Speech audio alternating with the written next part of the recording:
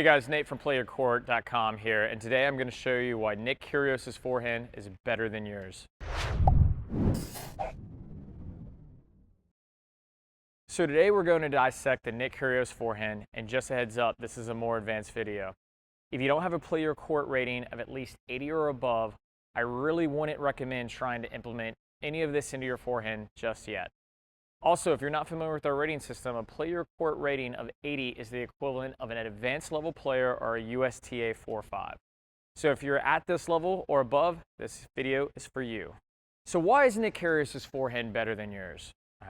Let's first talk about the big improvement on the shortened stroke mechanics that create a quick lag and then a slingshot effect that focuses totally on the swing out in front.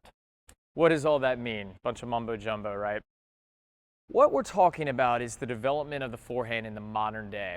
The speed of today's game has gotten so big on the Pro Tour that the days of taking the racket all the way back and creating sound contact have been removed.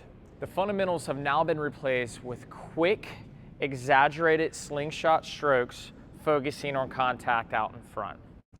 How can we apply this at our level, a recreational level, to improve our game?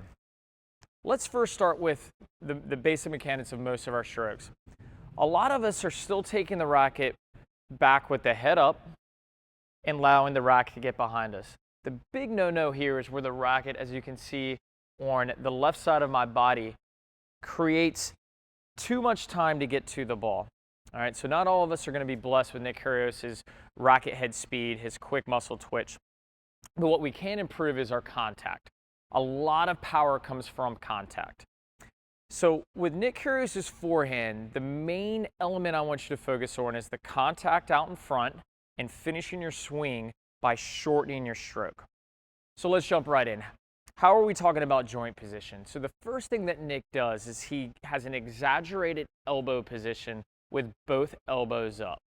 As the racket is coming in on his side, you'll see that both elbows are elevated, and he's actually pulling his elbow back to create a slingshot method.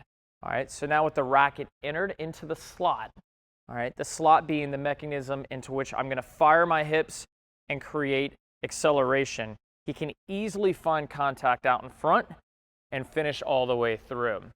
So replacing the days of having to get the pendulum all the way down and then working up, much like a roller coaster would work, to get the contact, it becomes a slingshot that works out to contact that takes less time to get to the ball.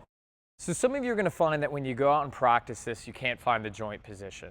All right, so the main thing I want you to start with is once your elbows are up, when you get turned sideways, I want you to focus on inverting your non-dominant hand. And what this is going to do is allow you to keep the joint position through the stroke all the way through.